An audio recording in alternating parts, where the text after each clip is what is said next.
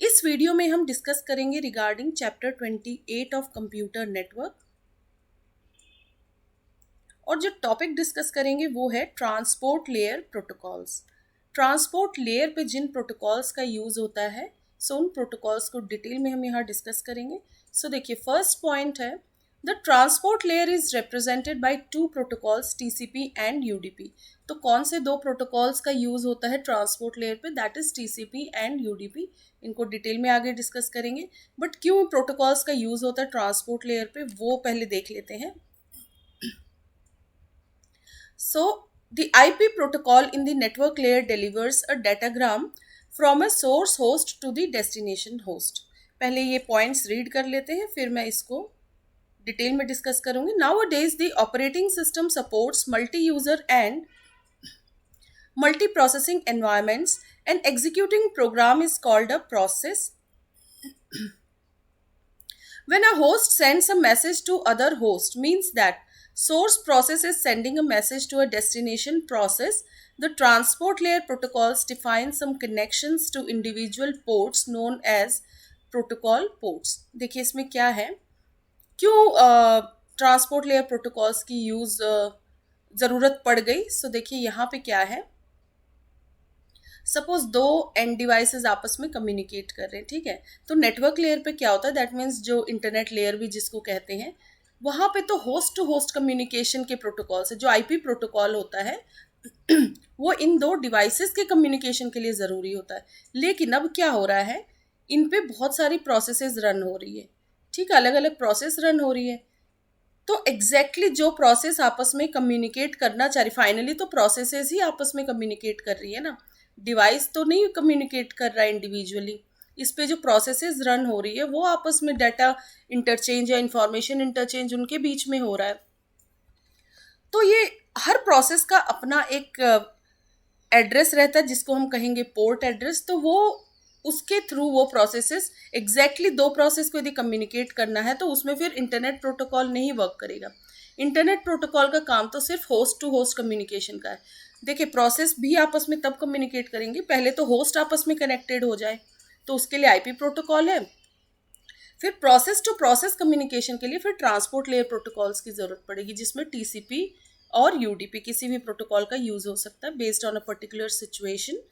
सो जब process to process communication चाहिए वहां पे फिर ट्रांसपोर्ट लेयर प्रोटोकॉल्स की ज़रूरत है, ठीक है। नेटवर्क लेयर प्रोटोकॉल जो कि जिस उसको कहते हैं हम आईपी या फिर इंटरनेट प्रोटोकॉल, उसका काम होस्ट टू होस्ट कम्युनिकेशन का है, but process to process communication में पोर्ट एड्रेस का काम आता है, ठीक है। पोर्ट एड्रेस एंड ये जो टर्म्स है port address and process to process communication, ये सब चीज़ें फिर कौन डील कर रहा होता है?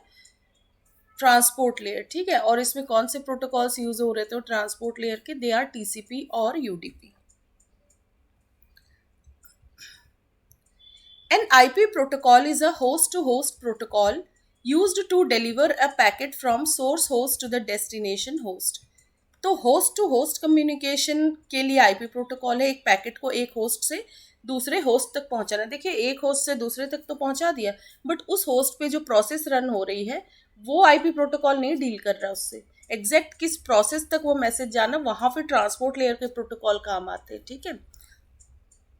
While transport layer protocols are port to port, तो होस्ट टू होस्ट कम्युनिकेशन कौन कर रहा होता है? IP protocol. और पोर्ट टू पोर्ट प्रोटोकॉल्स जिसको हम कहेंगे टीसीपी एंड यूडीपी, जो कि आपके ट्रांसपोर्ट लेयर प्रोटोकॉल्स हो गए।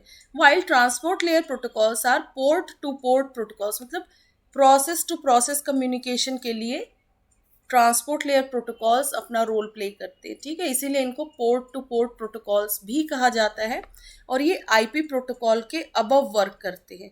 Definitely IP protocol network layer पे, नेटवर्क लेयर से अबव क्या है? Transport layer. तो जो ट्रांसपोर्ट लेयर के प्रोटोकॉल है वो नेटवर्क लेयर के प्रोटोकॉल के ही ऊपर वर्क करेंगे, ठीक है। So they work on the top of IP protocols. तो आईपी प्रोटोकॉल पहले क्या करता है, एक पर्टिकुलर होस्ट तक पहुंचाना है, वो पैकेट पहुंचा दिया, बट किस एग्जैक्ट प्रोसेस तक वो कम्युनिकेट करना, वो रोल फिर ट्रांसपोर्ट लेयर प्रोटोकॉल का है, ठीक है। इसीलिए कहा गया है it works on the top of IP protocol. पहले आईपी प्रोटोकॉल अपना काम खत्म करेगा, उसके बाद ट्रांसपोर्ट लेयर प्रोटोकॉल का नंबर आएगा, ठीक है।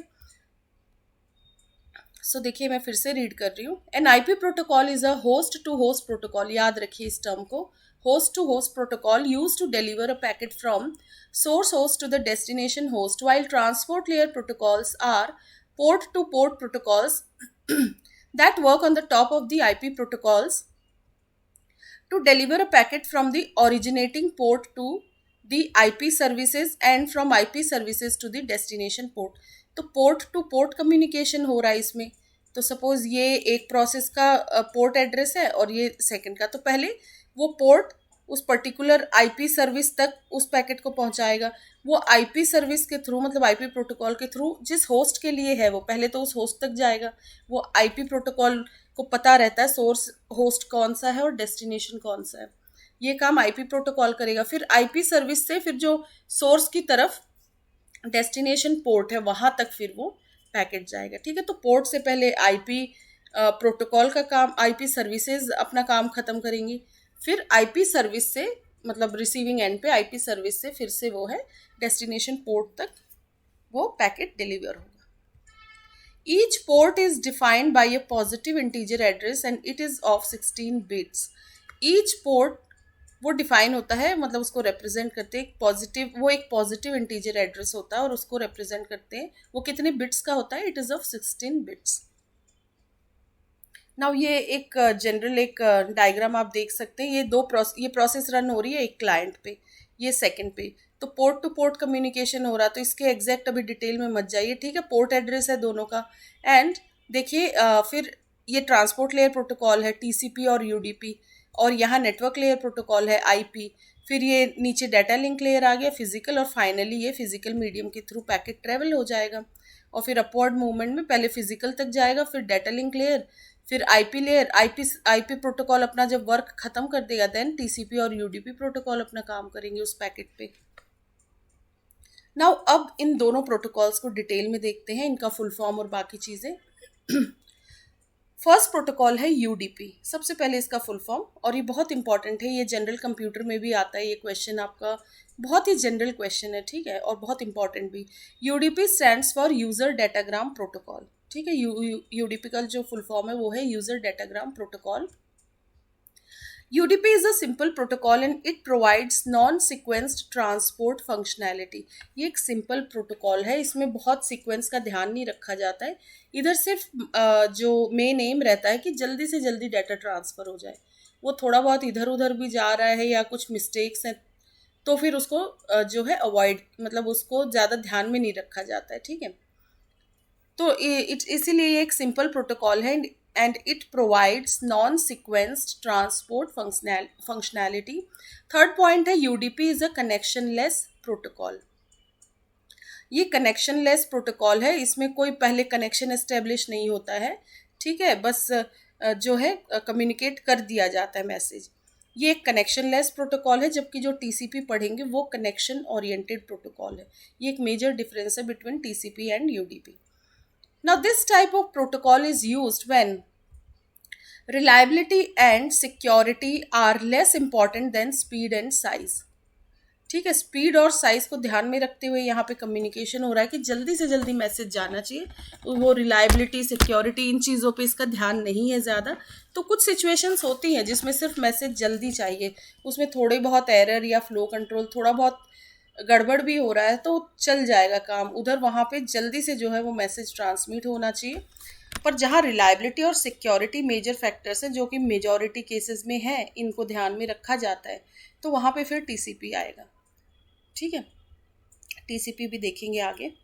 UDP is an end to end transport level protocol that adds transport level address, checksum, error control and length information to the data from the upper layer. जो भी important transport layer के काम होते हैं वो तो इधर परफॉर्म हो ही रहे होते हैं, बट उतना स्ट्रिक्टली नहीं जितना टीसीपी में हम देखेंगे कि सारी चीज़ों को ध्यान में रखा जाता है। वो कनेक्शन ओरिएंटेड प्रोटोकॉल भी है। ठीक है, तो यह ट्रांसपोर्ट लेवल के जो भी प्रोटोकॉल्स हैं, जैसे ट्रांसपोर्ट लेयर पे जो जो ऐड किया जाएगा, जैसे ट्रांसपोर्ट लेवल पे जो एड्रेसेस होंगे, ठीक है, पोर्ट एड्रेस वगैरह, checksum, error control, length information, data की लेंथ इन्फॉर्मेशन जो कि अपर लेयर से डाटा आया है उसकी लेंथ इन्फॉर्मेशन, वो सारा इन्फॉर्मेशन जो है यूज़र डाटाग्राम के थ्रू ऐड किया जाता है। Now the packet produced by the UDP protocol is known as, और जो फाइनल जो पैकेट यूडीपी प्रोटोकॉल के थ्रू जनरेट किया जाता है उसको फाइनली हम क्या कहते हैं, यूजर डाटाग्राम। ठीक है तो वो डाटा ही, बट उसके साथ कुछ चीज़ें ऐड कर दी गई है, इसीलिए उसका कंप्लीट फिर नेम चेंज होके क्या हो जा रहा है, यूजर डाटाग्राम। इसका फॉर्मेट देख लेते हैं, user datagram format. The user datagram has a 16 byte header as shown below. 16 byte header होता है इसका, जिसमें देखिए ये क्या क्या चीज़ें ऐड हो गई। ये डाटा तो अपर उससे आया, जो मतलब मेन जो ट्रांसमिट होना है डाटा वो ये हो गया, जो एप्लीकेशन लेयर से आया है ट्रांसपोर्ट लेयर तक। ट्रांसपोर्ट लेयर पे फिर अपने लेवल पे ये चीज़ें यूडीपी मतलब यूज़र डाटाग्राम प्रोटोकॉल के थ्रू ये सब ऐड हो जाता है। तो यूज़र डाटाग्राम का फॉर्मेट ये हो गया। क्या क्या ऐड हुआ, सोर्स पोर्ट एड्रेस, ठीक है वो 16 बिट्स का होगा मैक्सिमम। डेस्टिनेशन पोर्ट एड्रेस भी 16 बिट्स का। देन टोटल लेंथ ऑफ जो डाटा ट्रांसमिट हो रहा है that is 16 bits. Then checksum ये भी 16 बिट्स, और बाकी डाटा। ठीक है, तो ये कंप्लीट जो है, फिर इस कंप्लीट को कहेंगे यूज़र डाटाग्राम। तो फॉर्मेट हो गया। अब देखते हैं यहाँ हर एक का क्या मीनिंग है। सोर्स पोर्ट एड्रेस है, where source port address is, it defines the address of the application process that has delivered a message. The source port address is of 16 bits address. मतलब प्रोसेस टू प्रोसेस कम्युनिकेशन हो रहा है ना, और हर process का अपना एक port address है। तो सोर्स पोर्ट एड्रेस मतलब जहाँ से जो प्रोसेस कम्युनिकेट करना चाह रही है, मतलब उसका जो पोर्ट एड्रेस है वो वहाँ मेंशन रहेगा, source port address of that particular process. Destination port address मतलब जो जहाँ पे रिसीविंग एंड पे जिस प्रोसेस तक वो भेजना है, तो उस प्रोसेस का port address.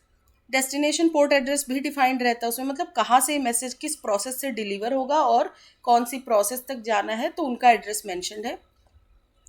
Destination port address, it defines the address of the application process that will receive the message. जो एप्लीकेशन प्रोसेस मैसेज को रिसीव करेगी तो यहाँ उसका पोर्ट एड्रेस मेंशन रहेगा। The destination port address is of a 16 bit address, ये भी 16 bit address है। Total length, it defines the total length of the user datagram in bytes, it is a 16 bit field, ये भी 16 bit field है। Total length कितनी रहेगी, देखिए इधर सिर्फ डाटा की लेंथ नहीं है, इस कंप्लीट डाटाग्राम की क्या लेंथ है तो वो यहाँ पे मेंशन रहेगी। Now checksum, the checksum is a 16 bit field which is used in error detection.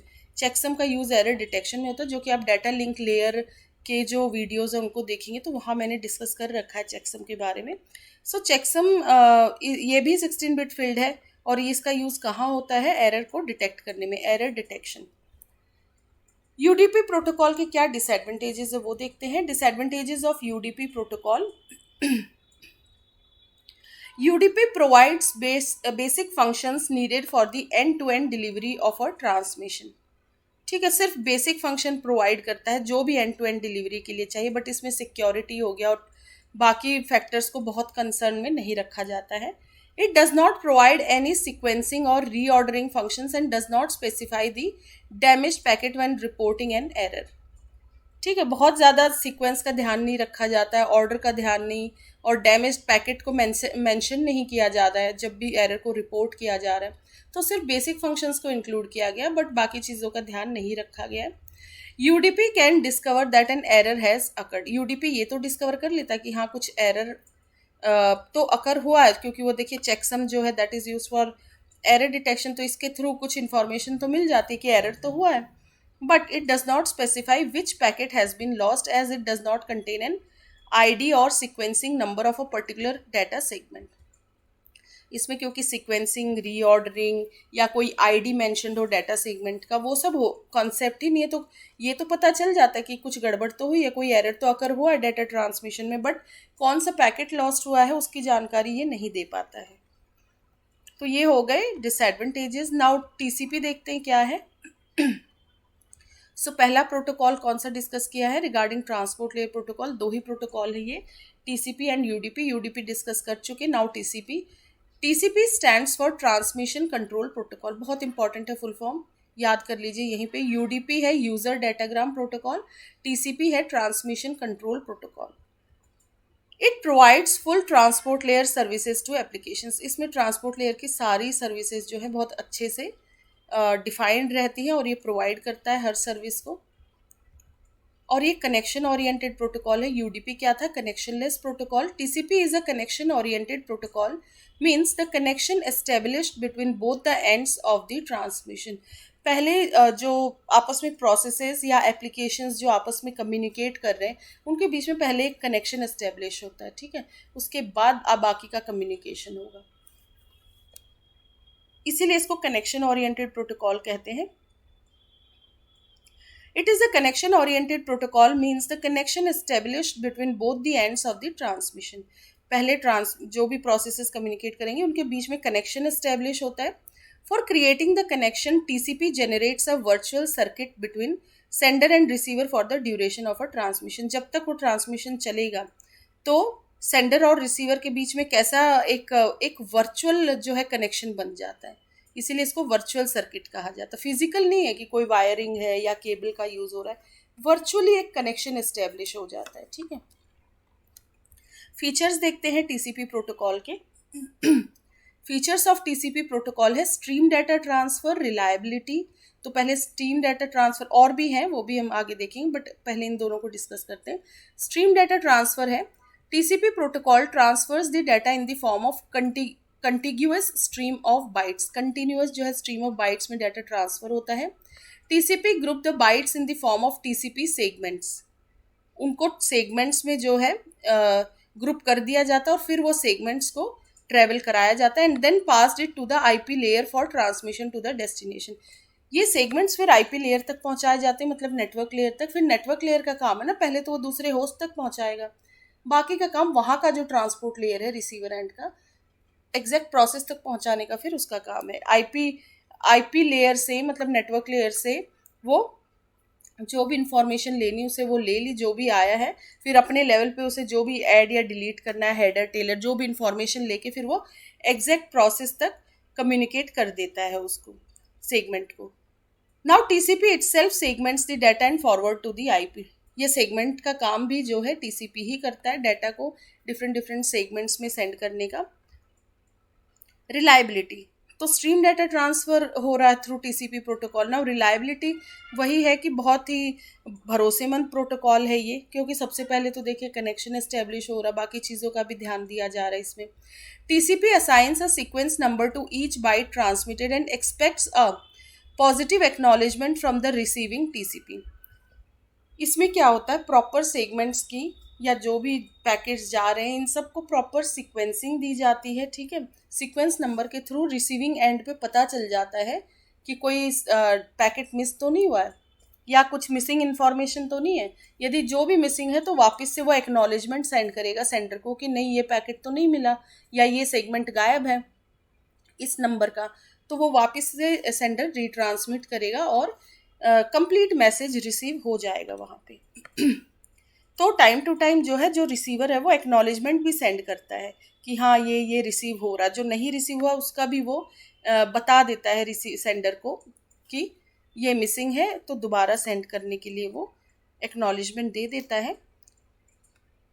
Now if ACK is not received within a timeout interval then the data is transmitted to the destination। और क्या होता है sometimes acknowledgement भी नहीं आ पाती है तो भी ये माना जाता है कि पैकेट कहीं लॉस्ट हो गया, सेगमेंट कहीं गायब हो गया, ठीक है।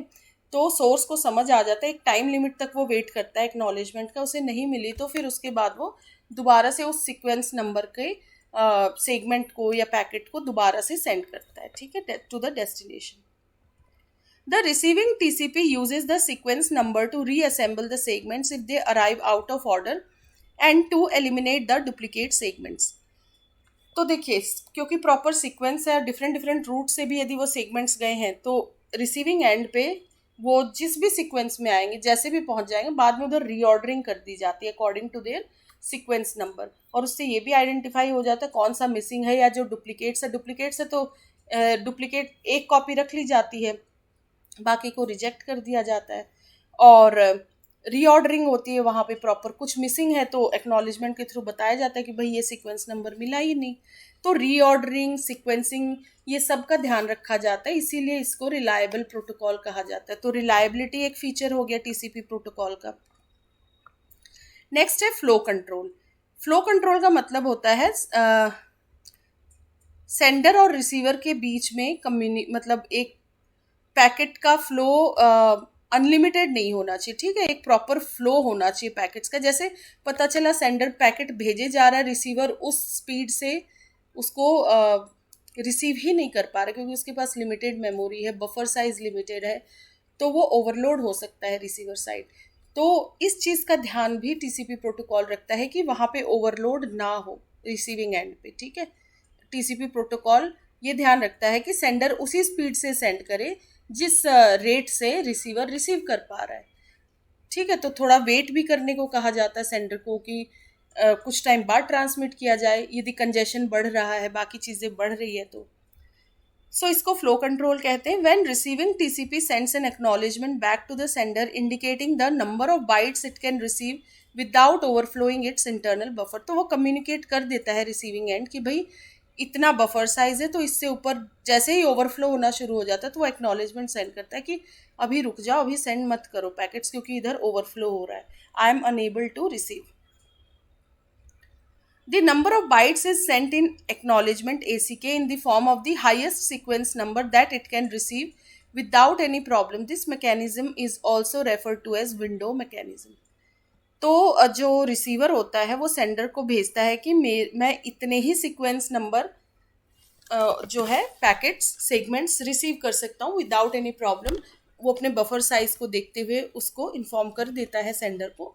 तो ये जो कम्युनिकेशन किया जा रहा है थ्रू जो रिसीविंग एंड कम्युनिकेट कर रही है कि इतने ही हाईएस्ट सीक्वेंस नंबर आने चाहिए जिसको मैं इजीली रिसीव कर सकता हूँ, बियॉन्ड दैट ओवरबर्डन हो जाएगा, फ्लो कंट्रोल जो है वो ज़्यादा हो जाएगा, ठीक है, फ्लो कंट्रोल नहीं हो रहा होगा वहाँ पे। नाउ द दिस मैकेनिज्म, इस कम्युनिकेशन को कहते हैं विंडो मैकेनिज्म। वो विंडो साइज बता दे रहा है एक तरीके से कि मैं मैक्सिमम इतने सीक्वेंस नंबर या इतने सेगमेंट्स ही रिसीव कर पाऊंगा, ठीक है। तो that is known as window mechanism. एक फिक्स्ड विंडो साइज वो बता देता है कि इतने ही सेगमेंट्स आने चाहिए। Multiplexing is the process of accepting the data from different applications and forwarding to the different applications on different computers. Multiplexing का मतलब ये है कि डाटा अलग अलग डिफरेंट एप्लीकेशन से रिसीव करना, क्योंकि अभी हम ट्रांसपोर्ट लेयर की बात करें तो यहाँ एप्लीकेशंस का ही रोल है ज़्यादा, मतलब प्रोसेसेस ही आपस में कम्युनिकेट कर रही होती है। तो डिफरेंट एप्लीकेशन से डाटा एक्सेप्ट करना और फिर उसको अलग अलग एप्लीकेशंस पे रिसीविंग एंड पे सेंड करना। At the receiving end the data is forwarded to the correct application, ठीक है। तो वो जो भी रिक्वायर्ड एप्लीकेशन है जिस तक डाटा जाना चाहिए तो रिसीविंग एंड पे वो डाटा फॉरवर्ड कर दिया जाता है by TCP. This process is known as demultiplexing. तो मल्टीप्लेक्सिंग का काम कहाँ हो रहा है? सेंडिंग एंड पे, फिर डीमल्टीप्लेक्स भी होगा वो रिसीविंग एंड पे होगा, ठीक है।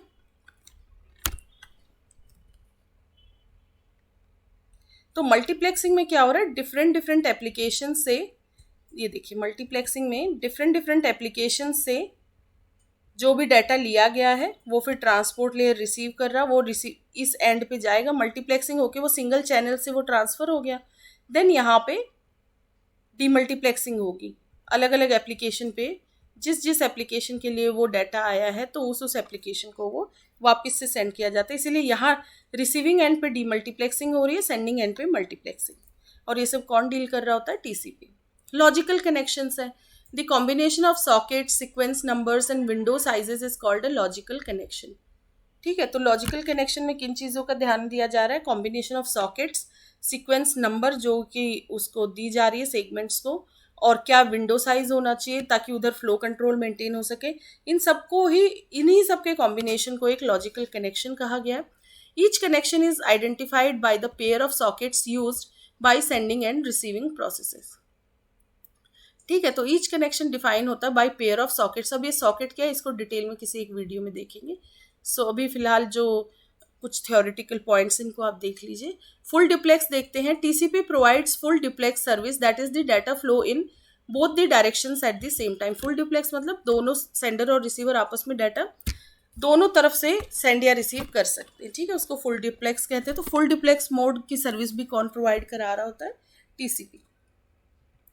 To achieve full duplex service, each TCP should have sending and receiving buffers so that the segments can flow in both the directions. Segments दोनों end पे flow कर सकते हैं क्योंकि सेंडिंग और रिसीविंग एंड दोनों पे बफर्स मेंटेन हो रहे होते हैं। कौन मेंटेन कर रहा होता है? टीसीपी।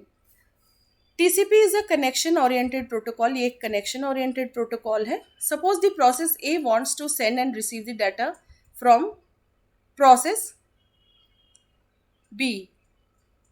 जैसे दो प्रोसेसेस है और ये प्रोसेसेस किस पे रन हो रही है? अलग अलग होस्ट पे। होस्ट को आप ये मान के चलिए, सपोज ये एक सोर्स हो गया, ये डेस्टिनेशन है, और इधर इधर भी कोई प्रोसेस रन हो रही है, सपोज बी प्रोसेस, वो यहाँ रन हो रही है रिसीविंग एंड पे। ठीक है, तो सपोज ए बी ये दोनों प्रोसेस आपस में कम्युनिकेट करना चाह रही, ए बी को कुछ सेंड करना चाह रही है और बी भी फिर ए को कुछ सेंड कर रहा है। टू वे कम्युनिकेशन चल रहा, फुल डुप्लेक्स मोड में। तो सबसे पहले तो प्रोसेस ए और बी के बीच में कनेक्शन होगा। Establish a connection between two TCPs, two processes के बीच, मतलब दोनों टीसीपी, टीसीपी ऑफ जो इस सेंडिंग एंड पे है, रिसीविंग एंड पे, इनके बीच में कनेक्शन एस्टेब्लिश हुआ by TCP. Now data is exchanged in both the directions, क्योंकि फुल डुप्लेक्स मोड में हो सकता है transmission with the help of TCP, तो दोनों आपस में डाटा एक्सचेंज कर सकते हैं दोनों डायरेक्शन में। फिर जैसे ही जो भी कम्युनिकेशन इनका हो गया, फिर उसको टर्मिनेट भी किया जाता है कनेक्शन को। वो जो वर्चुअल कनेक्शन एस्टेब्लिश हुआ था, लॉजिकल कनेक्शन, उसको फिर टर्मिनेट भी किया जाता है। तो ये 3 स्टेप्स फॉलो की जाती हैं टीसीपी में। ठीक है, कनेक्शन एस्टेब्लिशमेंट, फिर डाटा एक्सचेंज या इंफॉर्मेशन एक्सचेंज, देन फिर कनेक्शन टर्मिनेशन। ठीक है, अब टीसीपी सेगमेंट का फॉर्मेट देखते हैं। उसमें सोर्स पोर्ट एड्रेस के लिए 16 बिट्स है। फिर डेस्टिनेशन पोर्ट एड्रेस, मतलब जिस प्रोसेस तक पहुंचाना उसका भी पोर्ट एड्रेस है, 16 बिट्स। सीक्वेंस नंबर है 32 बिट्स। एक्नॉलेजमेंट नंबर 32 बिट्स है। जो टाइम टू टाइम जो एक्नॉलेजमेंट सेंड हो रही है उसके लिए भी फील्ड है 32 बिट्स। हेडर की लेंथ है ये 4 बिट्स का स्पेस है। नाउ रिजर्व्ड है 6 बिट्स रिजर्व्ड है। ये डिफरेंट डिफरेंट फ्लैग्स है 6 टाइप्स के। इन सब का एक पर्टिकुलर मीनिंग है जो हम आगे देखेंगे। बाकी इसको डिटेल में भी किसी एक वीडियो में इन सब फील्ड्स को हम देख सकते हैं। बाकी इधर भी मैं डिस्कस करूँगी एक एक जो है, जैसे सोर्स पोर्ट एड्रेस, डेस्टिनेशन, इन सब को डिटेल में। Window size 16 bits. चेक सम 16 बिट्स, ये एरर डिटेक्शन के लिए। विंडो साइज वो फ्लो कंट्रोल के लिए जो था। नाउ अर्जेंट पॉइंटर, इसके लिए 16 बिट्स है। फिर ऑप्शंस एंड पैडिंग के लिए है यहाँ पे। तो ये टीसीपी सेगमेंट फॉर्मेट हो गया, जिसमें अब सबकी मीनिंग देख लेते क्या क्या है। वेयर सोर्स पोर्ट एड्रेस वाली फील्ड जो है, वहाँ पे सोर्स का पोर्ट एड्रेस मेंशन रहता है, मतलब वो प्रोसेस जो कम्युनिकेट करना चाह रही है कुछ। Source port address, it is use to define the address of the application program in a source computer. जो कंप्यूटर सेंड करना चाह रहा है, उस पर जो प्रोसेस रन हो रही है वो कुछ सेंड करना चाह रही है, तो उस प्रोसेस का पोर्ट एड्रेस यहाँ मेंशन रहता है, और ये एक 16 बिट फील्ड है। डेस्टिनेशन पोर्ट एड्रेस में क्या हो रहा है? It is use to define the address of the application program in a destination computer. ये भी एक 16 बिट फील्ड है। सीक्वेंस नंबर में a stream of data is divided into 2 or more TCP segments. एक स्ट्रीम ऑफ डाटा को 2 or more TCP segments में, क्योंकि इधर सेगमेंटेशन और अलग अलग सेगमेंट्स में डिवाइड कर दिया जा रहा है उनको, और उनकी सीक्वेंस नंबर सीक्वेंसिंग दी जा रही है। तो ये एक the 32 bit sequence number field represents the position of the data in an original data stream. जो सीक्वेंसिंग प्रोवाइड की जा रही है तो उसकी क्या पोजीशन है ओरिजिनल जो डाटा था उसमें, तो वो सीक्वेंस नंबर यहाँ मेंशन रहता है इस फील्ड में। एक्नॉलेजमेंट नंबर क्या है?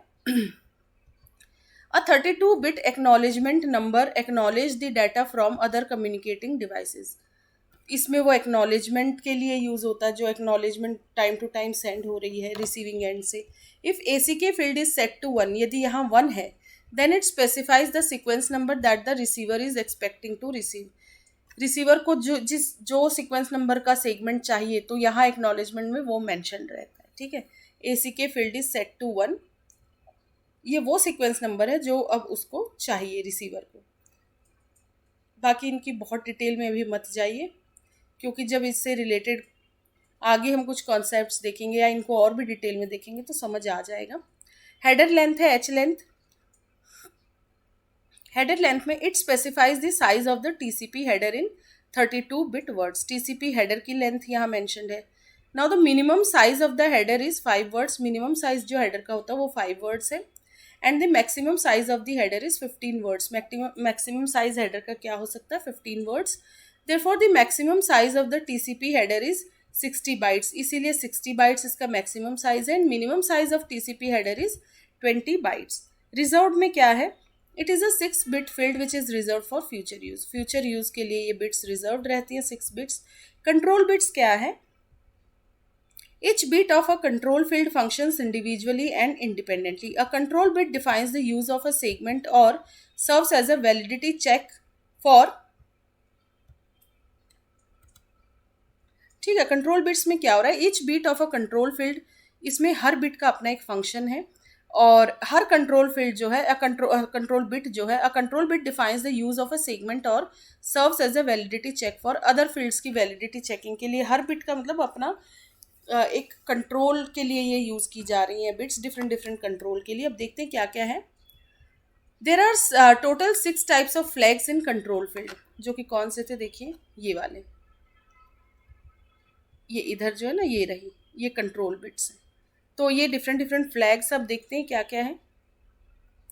यूआरजी का मतलब है the URG field indicates that the data in a segment is urgent. जो डाटा आ रहा है ये सिर्फ ये बताता है कि जो डाटा आ रहा है वो अर्जेंट है, तो यूआरजी फ्लैग के थ्रू ये बताया जाता है। एसी के मतलब when AC K field is set then it validates the acknowledgement number.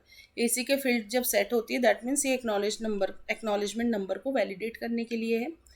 The PSH push field. The PSH field is used to inform the sender that higher throughput is needed.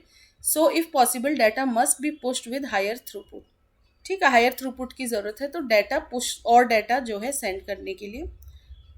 RST क्या है? Reset के लिए। The reset bit is use to reset the TCP connection when there is any confusion occurs in the sequence number। Sequence numbers में कोई confusion है या फिर जैसे वो कनेक्शन यदि ब्रेक हो गया इन बिटवीन, तो वापस से उसको रीएस्टेब्लिश करने के लिए then that is reset bit. वहाँ पे उस कन्फ्यूजन को दूर करने के लिए रीसेट बिट का यूज़ हो रहा है टीसीपी कनेक्शन को वापस से रीसेट करने के लिए। सिन में क्या हो रहा है? The SYN field is use to synchronise the sequence number in 3 types of segments. 3 types of segments में उस सीक्वेंस नंबर को सिंक्रोनाइज करने के लिए इस फील्ड का यूज हो रहा है। 3 टाइप्स ऑफ सेगमेंट्स क्या है? कनेक्शन की रिक्वेस्ट, फिर connection confirmation with the AC K bit set and confirmation acknowledgement. Connection की पहले रिक्वेस्ट दी जाएगी कि आई वॉन्ट टू कम्युनिकेट, वो प्रोसेस बोलेगी दूसरी को कि मैं कम्युनिकेट करना चाह रही हूँ। फिर वहाँ से बोला जाता है हाँ येस यू कैन कम्युनिकेट, तो कनेक्शन कन्फर्मेशन हो जाता है क्योंकि रिसीविंग एंड एक एक्नॉलेजमेंट बिट सेंड करता है। फिर कन्फर्मेशन की एक्नॉलेजमेंट होती है, ठीक है, मतलब कन्फर्मेशन वहाँ हो गया और फिर उसकी acknowledgement, that means yes now connection can be established। now finish में क्या है? the fin field is used to inform the receiving TCP module that the sender has finished sending data। मतलब रिसीवर को ये बताया जाता है कि बस इतना ही डाटा था, नाउ आई एम डन, मतलब मेरा डाटा ट्रांसमिशन का काम खत्म, this was the total data to be transmitted. It is used in connection termination in 3 types of segments. ये कनेक्शन टर्मिनेशन के टाइम इसका यूज़ होता है। जैसे टर्मिनेशन की पहले रिक्वेस्ट सेंड की जाएगी कि there is no more data, I want to terminate now, मतलब ये कनेक्शन को टर्मिनेट करना चाह रहे हैं। टर्मिनेट का फिर वहाँ से रिसीविंग एंड भेज देता है कि हाँ मुझे सब रिसीव हो गया सही से, जो भी होना था, now the connection can be terminated, तो उसकी एक्नॉलेजमेंट फिर सेंड की जाती है and acknowledgement of termination confirmation. Window size क्या है? The window is a 16 bit field that defines the size of the window, जो कि फ्लो कंट्रोल में यूज हो रही थी। नाउ चेकसम क्या है? The checksum is a 16 bit field, इसका यूज एरर डिटेक्शन में होता है इस फील्ड का, ये भी एक 16 बिट फील्ड है। विंडो साइज भी 16 बिट फील्ड है। अर्जेंट पॉइंटर क्या है? If URG flag is set to 1 then this 16 bit field is an offset from the sequence number indicating that it is the last urgent data type। Urgent pointer का मतलब यदि urgent flag 1 set है then it is an offset from the sequence number, ये indicate करता है कि ये last urgent data bite है। तो इसको बहुत अभी डेप्थ में मत जाइए, बस नाम देख लीजिए और थोड़ा सा ये थ्योरेटिकल जो मैंशन है वो देखिए। ऑप्शंस एंड पैडिंग में defines the optional fields that convey the additional information to the receiver. Receiver को कुछ यदि एडिशनल इन्फॉर्मेशन चाहिए तो वो ऑप्शंस एंड पैडिंग में मेंशन रहती हैं ऑप्शनल फील्ड्स। अब इन जनरल जो डिस्कस किया है टीसीपी यूडीपी का, उसका एक टेबुलर फॉर्म में हम थोड़ा सा डिफरेंस देख लेते हैं। So differences between TCP and UDP, जो कि एक ये भी बहुत इंपॉर्टेंट क्वेश्चन है और आपको आना चाहिए। टीसीपी यूडीपी के डिफरेंस से ही आपको दोनों प्रोटोकॉल और भी इजीली याद रहेंगे। ये बेसिस ऑफ कंपैरिजन है देन टीसीपी और यूडीपी। डेफिनेशन देखते हैं सबसे पहले। TCP establishes a virtual circuit before transmitting the data. पहले एक वर्चुअल सर्किट एस्टेब्लिश होता है डाटा ट्रांसमिशन से पहले, ठीक है, दोनों प्रोसेसेस के बीच में जो भी कम्युनिकेट करना चाह रही हैं। UDP transmits the data directly to the destination computer without verifying whether the receiver is ready to receive or not. वो कोई इधर कंफर्मेशन नहीं लिया जाता रिसीवर से, ये सीधा डाटा ट्रांसमिशन शुरू हो जाता है to the destination computer. Connection type क्या है? ये एक कनेक्शन ओरिएंटेड प्रोटोकॉल है। कौन सा? टीसीपी। एंड यूडीपी एक कनेक्शन लेस प्रोटोकॉल है। सो कनेक्शन टाइप की बात करें तो TCP is a connection oriented protocol and UDP is a connection less protocol. Now speed, TCP is slow क्योंकि ये बहुत सारी चीज़ों को ध्यान में रख के काम कर रहा होता है, बट डेफिनेटली बहुत भरोसेमंद प्रोटोकॉल है। यूडीपी हाई है क्योंकि किसी चीज़ का ध्यान ही नहीं रखना पड़ रहा, तो स्पीड हाई है। इसीलिए यूडीपी का यूज़ वहाँ होता है जहाँ स्पीड का बहुत इंपॉर्टेंस है, कि जल्दी से डाटा चाहिए। उसमें थोड़ा बहुत एरर वगैरह है तो वो इट्स ओके, पर डाटा जल्द अर्जेंसी जहाँ रहती है कि बहुत स्पीडली वो डाटा चाहिए at high speed. Reliability, it is a reliable protocol, it is N unreliable protocol. ये रिलायबल है, इसमें हर चीज़ का ध्यान रखा जा रहा है। ये अनरिलायबल है, ठीक है, कहाँ एरर है, कुछ सीक्वेंस सेगमेंट मिस हो गया तो सीक्वेंसिंग रीऑर्डरिंग इन सब का बहुत ज़्यादा ध्यान नहीं रखा जा रहा है यहाँ पे। हेडर साइज इसका क्या रहता है टीसीपी का? 20 बाइट्स। और यूडीपी जो फ्रेम हमने देखा था यूडीपी का फॉर्मेट, यूडीपी के हेडर का, so that is 8 bytes size. Header का size, TCP header size 20 bytes, क्योंकि इसमें काफ़ी इंफॉर्मेशन रहती है। इन्हीं के बेसिस पे तो ये रिलायबल प्रोटोकॉल है, उन्हीं को ध्यान में रख के ये बाकी सर्विसेज प्रोवाइड कर रहा होता है। यूडीपी 8 बाइट्स है, इससे बहुत चीज़ों का ध्यान ही नहीं रखना, बस जो बेसिक इन्फॉर्मेशन है वो इसके पास रहेगी। Acknowledgement, it waits for the acknowledgement of data and has the ability to resend the lost packets. इसमें एक्नॉलेजमेंट का कॉन्सेप्ट है, receiver time to time acknowledgement send करता है और इसके पास एबिलिटी है कि इसे पता चल जाता है कि हाँ ये सीक्वेंस नंबर या ये पैकेट लॉस्ट हो गया, तो उसको वापस से रिट्रांसमिट कर दिया जाता है। यूडीपी क्या है? It neither takes the acknowledgement nor it retransmits the damaged frame.